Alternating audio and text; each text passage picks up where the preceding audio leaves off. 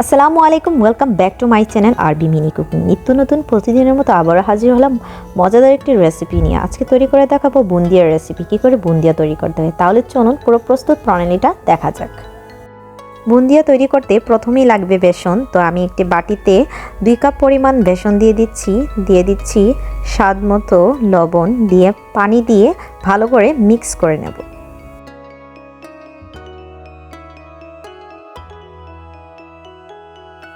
আমার একদম মিক্স করা হয়ে গেছে। এখন আমি অন্য দুটো বাটিতে আলাদা করে এক চামচ করে দুটো বাটিতে আলাদা করে রেখে ফুড কালার মিক্স করে নেব। প্রথমে দিয়ে দিচ্ছি রেড কালার, দিয়ে ভালো করে মিক্স করে নিচ্ছি। তারপরে দিয়ে দেব গ্রিন কালার। আমি একটা প্যানের মধ্যে দিয়ে দিলাম তেল, দিয়ে এমন একটা ছাজরা চামচের উপরে দিয়ে দেব ব্যাটারটা। দিয়ে দিলেই ছিদ্র দিয়ে এভাবে ছোট ছোট করে পড়ে যাবে। এটা তেমন আহামরি কঠিন নয়, আপনারা খুব সহজে এটা বানিয়ে নিতে পারেন।